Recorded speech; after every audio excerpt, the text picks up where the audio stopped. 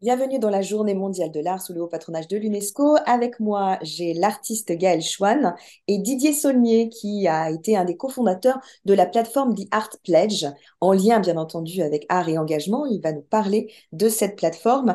Didier, est-ce que vous pouvez vous présenter, s'il vous plaît? Bien sûr, la parole sera donnée à l'artiste juste après. Donc Didier Saulnier, ravi de participer à cette session. Nous avons créé The Art Pledge avec l'idée que l'art était à la fois une forme d'archéologie du présent, mais en même temps une manière de s'engager dans notre temps avec des artistes engagés. Euh, on est ravi que Gaël soit avec nous aujourd'hui. Le principe est assez simple. 10% de la valeur des œuvres qui sont acquises sur notre plateforme va à une cause parmi les 17 objectifs de développement durable de l'ONU, choisis par l'artiste, sur un projet d'ONG qui lui-même est choisi par l'acheteur. Donc c'est un mécanisme assez simple qui permet quelque part d'incarner cette phrase que j'aime beaucoup de Robert Filiou, un artiste du mouvement Fluxus, qui avait travaillé d'ailleurs pour l'ONU et qui disait l'art, c'est ce qui rend la vie plus intéressante que l'art, et qui a fait cette très belle connexion entre l'art et l'action. Et le mot que vous employez, Guy Laclara, qui est l'idée d'artivisme. Voilà, je n'en ai pas plus à dire et je préfère qu'on laisse la parole à Gaël. Gaël, je vous en prie. Oui, bah, merci beaucoup pour cette invitation. Je suis honorée en fait d'avoir ce moment de parole qui est très important parce que effectivement l'art et le soin, prendre soin, ou en tout cas dans mon travail, c'est ce que j'essaye de faire, c'est-à-dire que j'essaie de prendre soin des autres et de parler des autres, de ceux qui sont invisibles ou dans des minorités, dans des incapacités de parler par eux-mêmes ou en tout cas d'être dans une solidarité pour parler ensemble. Et donc ma pratique est très pluridisciplinaire, elle est très créative dans le sens où elle va mêler énormément de techniques et d'actions, hein, si je puis dire. Euh, et dans ses préoccupations premières du droit humain, de la visibilité, comme je l'ai dit, et de prendre conscience de l'importance des autres, de l'autre, du monde qui nous entoure et qu'on n'est pas euh, un élément, un individu euh, isolé, mais qu'on est connecté, qu'on est tous ensemble et que, comme un effet papillon, finalement, ce qui se passe dans un endroit a des conséquences à un autre endroit du monde. Et donc, c'est en cela que ma pratique traite des questions de la colonisation, de l'amour. Qu'est-ce que c'est que l'amour? Qu'est-ce que c'est que l'amour comme réponse politique? Euh, et c'est en cela que mon travail a voilà, une dimension voilà, qui parle de la dignité humaine. J'ai engagé cette année un projet très important grâce à mon nouveau, qui est un programme organisé par le ministère de la Culture afin de soutenir les artistes en France et au travers de projets en collaboration avec des institutions nationales patrimoniales. L'institution avec laquelle je travaille est le Palais de la Porte Dorée, qui, comme vous le savez, est en France un des plus grands monuments, plus grosses traces de l'empire colonial en France. Et ce palais contient donc le musée de l'immigration, l'aquarium et puis une médiathèque. Donc c'est un endroit aussi multiple. Au sein de ce palais, j'ai initié l'année dernière, le 10 mai dernier 2022, un deuil national en hommage à toutes les personnes qui ont souffert de l'esclavage d'une manière ou d'une autre, d'une façon ou d'une autre, et qui sont morts sans sépulture. Évidemment, nous savons que le code noir qui avait été institué avait stipulé que les personnes qui n'étaient pas baptisées et qui étaient esclaves n'auraient pas de sépulture. Ce projet s'intitule Monument aux vivantes et, donc ce deuil est pour moi conceptuellement une manière de créer une conscientisation et une sensibilisation vis-à-vis de la dignité humaine. Mes techniques artistiques qui sont liées à ce projet sont très multiples puisque je fais de la sculpture principalement, mais je fais aussi de la vidéo. Donc j'ai initié une sculpture en collaboration avec des étudiants, parce que pour moi, la transmission et le processus de création avec cette idée de transmission est très importante, et de sensibilisation aussi à ces sujets-là. Donc ce travail a été fait en collaboration avec l'école Olivier de Serres à Paris. Et l'idée, c'est vraiment de créer des écosystèmes. Donc, on fait une sculpture, mais on crée aussi un maillage conceptuel, théorique, technique, artistique. Voilà, c'est l'idée de mêler aussi plusieurs pratiques et aussi de soins, puisque finalement, la sculpture est née donc d'un mythe fondateur contemporain que j'ai inventé, qui est l'histoire de ces esclaves qui n'ont pas eu sépulture, qui étaient tellement traumatisés par cette expérience humaine qu'ils ont refusé de se réincarner dans d'autres nouveaux corps humains et ont préféré se cacher, donc les âmes ont préféré se cacher dans des coquillages au fond de la mer. Donc on voit Et aussi donc de ce mythe, tout l'aspect poétique, en fait, hein, Gaëlle, de ce que vous proposez. merci.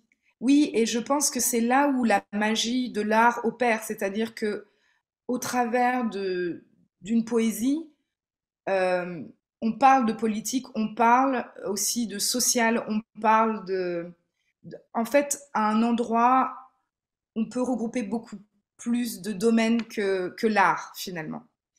Et au travers de ce mythe, c'est aussi ce que je veux initier. Et cette sculpture que j'ai proposée donc est en cours de fabrication. C'est donc un filet de pêcheur en laiton qui aurait attrapé dans sa nasse des coquillages. Et donc ces coquillages, donc ces âmes qui seraient encore peut-être encore là. D'ailleurs, c'est pour ça que on entend un son dans les coquillages. Quand on écoute dans un coquillage, on a le son de la mer. En fait, c'est le son des âmes. Et finalement, cette sculpture est un symbole, un monument pour précieux, hein, aussi une préciosité aussi avec les matériaux, et une manière d'annoncer, de rompre cet égrégore de l'esclavage sur Terre, en fait. Alors, on va peut-être regarder la plateforme, on va regarder surtout votre art, Gaëlle, pour que nous ayons plus de visibilité à la fois du travail de matière, hein, puisque l'artiste est celui qui travaille aussi manuellement la matière. Et donc, Didier, expliquez-nous comment est-ce qu'on peut naviguer sur cette plateforme. Plateforme. Alors, il y a différentes manières de naviguer. On peut tout à fait rentrer par la géographie. Euh, on a les projets d'ONG, on a les artistes, on a les galeries avec lesquelles nous avons un partenariat. On peut rentrer effectivement aussi par l'art. Puis je pense que ce qui est très intéressant, c'est bien sûr de rentrer par les objectifs de développement durable de l'ONU. Donc, si je prends par exemple Reduce Inequalities, qui est adressé, je pense, parmi d'autres ODD par ce que vient de nous présenter Gaëlle, on peut tout à fait effectivement retrouver ainsi. Donc, on a un certain nombre d'artistes qui sont connectés à ce projet, à cet ODD, et on retrouve Gaëlle. Les ODD qui nous semblent naturellement connectés à son travail, tous les sujets qui sont connectés à son travail et bien d'autres qu'on va rajouter, une présentation de l'artiste aujourd'hui, mais aussi en perspective de l'histoire de l'art, de l'histoire contemporaine avec Aimé Césaire ou bien sûr, de choses plus anciennes au XIXe siècle avec Théodore Géricault, pour prendre cet exemple lié à la question de l'esclavage, le radeau de la Méduse, des éléments sur la carrière de l'artiste. Et on en arrive aux œuvres. Je pense que ça peut être intéressant, Gaël, pour illustrer ce que vous nous présentiez de votre travail à la Porte Dorée, de voir on va dire en quelque sorte, cette première incarnation de votre plus large projet. En effet. Donc on voit que vous voulez que non, c'est mieux que vous en parliez vous-même, j'imagine. Je vous laisse expliquer un petit peu la symbolique qu'il y a derrière cette œuvre qui s'appelle Conquête et Carnaval, Bag Lady 2021. Mais en effet, avec du recul, je me rends compte que cette forme initie finalement le projet des coquillages, même si avec l'école Olivier de Serres, on est sur un travail aussi de sertissage et euh, des coquillages. Là, on est sur une autre technique et en fait, le lambi, cette conque spécifique a une symbolique très très importante puisque les esclaves qui s'étaient échappés des plantations, on les appelle les marrons, euh, s'étaient cachés donc dans les mornes, dans les forêts, dans les montagnes. Et donc, pour pouvoir se communiquer entre eux, ils utilisaient ces coquillages pour souffler dedans comme une trompette.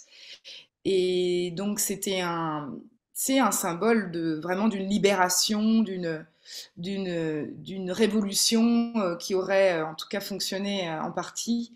En tout cas, c'est ce qu'on aurait espéré et finalement, elle n'est pas encore tout à fait euh, révolue, donc elle n'est pas tout à fait résolue. Donc c'est aussi pour ça l'incarnation dans cette forme plus instrumentalisée finalement, avec cette chaîne qui devient comme un accessoire de mode, un accessoire. Donc voilà, c'est vraiment la questionner les révolutions et leur aboutissement aujourd'hui, d'une certaine manière. Alors que bien sûr, la chaîne a aussi un lien direct à la question de l'esclavage. Donc Bien on sûr. a la double symbolique. Voilà, de l'esclavage et d'une forme aussi d'esthétique et d'apparat. Donc c'est voilà, la double entrée d'une certaine manière. Donc on Est-ce voit que, voilà, qu'il y a à la pardon. fois le beau et puis on a bien sûr à la fois le bien, donc l'éthique et l'esthétique qui sont rejoints dans votre appréhension de l'art. Est-ce que vous auriez une deuxième œuvre à nous partager? Je peux parler de Cobb, par Oui. exemple, qui est donc, en fait, dans ma pratique, il y a quand même la, la dimension de partage, de créer ensemble, d'être en collaboration avec d'autres artistes, d'autres designers, enfin, vraiment tout corps de métier, architecte aussi. Et là, en fait, il s'agit donc James Ford August, qui est un graphiste que j'ai rencontré en Haïti, avec qui j'ai collaboré sur la fabrication de ces drapeaux. Euh, c'est des drapeaux, mais en fait, il y a toute une tradition en Haïti aussi. Par exemple, toutes les campagnes politiques sont faites sur des tissus et peints à la main et posés comme ça dans les rues. Et donc, c'était un peu cette reprise du message politique, mais qui finalement est un peu perd un peu de son sens et n'a plus un message très clair, parce qu'on ne sait pas vraiment, c'est qu'un mot. Un mot devient le message. Et donc, j'ai fait une série avec James. On a réfléchi d'ailleurs même ensemble aux mots qu'on allait mettre. Bon, celui-ci, c'est l'argent, cob en créole, créole haïtien. Mais la série est plus large. Il y a vision, il y a rêve. Voilà. Donc, du coup, elle englobe plusieurs mots qui deviennent des slogans mais finalement qui se détache un petit peu de toute cette dimension plus communicationnelle, puisque ce n'est plus qu'un mot. Et en même temps, il y a les couleurs du drapeau haïtien, donc c'est aussi comme mettre des espoirs sur ce pays qui est dévasté, qui subit quand même énormément de malheurs. Donc voilà, c'est une manière aussi de poser des mots sur ce pays. C'est très beau, merci. Merci beaucoup à la fois pour la portée symbolique et puis pour nous rappeler que l'art est aussi une façon de pouvoir nous alarmer sur ce qui se passe vis-à-vis du réel et puis réparer le réel aussi avec, on l'a vu, ce procédé d'âme qui est encapsulé par le coquillage. Quel serait votre message pour cette journée mondiale de l'art? De quoi vous voudriez qu'on se rappelle de cette interview? On va demander bien sûr à l'artiste et puis ensuite à Didier. Je pense qu'il est très important de se rappeler l'importance de l'art dans toutes les cultures, dans toutes les sociétés, la nécessité politique et sociale d'inclure l'art dans nos vies, comme un soin aussi, parce que j'ai beaucoup travaillé aussi avec des publics au travers d'ateliers où l'art devient une échappatoire, un moment où on ne pense plus à aux problématiques euh, du quotidien. Et c'est un soin, et c'est un soin qui est essentiel pour les humains, l'humanité. Donc c'est ça le message que je veux faire passer, c'est que euh, n'oublions pas l'art et incluons-le comme il se doit dans nos sociétés. Merci, merci beaucoup. Didier, votre message pour cette journée mondiale de l'art. Alors tout à l'heure, je vous disais que j'aimais l'idée que l'art contemporain pouvait être une archéologie du présent. J'aimerais que cette archéologie du présent soit agissante, que l'art qui a un pouvoir de révéler euh, les grands défis de notre temps, qui incarne ce que nous sommes en train de vivre, puisse être un accélérateur des enjeux clés, enfin de la transformation nécessaire de notre monde et, et permettre au plus grand nombre, y compris cette population de personnes qui ont les moyens de s'acheter de l'art contemporain, de contribuer à les engager dans la transformation nécessaire. Et je pense que les 17 objectifs de développement durable de l'ONU sont une très belle manière de connecter les artistes à ce changement nécessaire. Merci, merci beaucoup à vous deux d'avoir été présents. Merci, On vous souhaite merci bonne beaucoup. chance à la fois avec cette belle plateforme et puis pour l'approfondissement de cette notion de l'art en responsabilité que Gaël nous fait partager. Merci à vous. Merci. Pour cette invitation.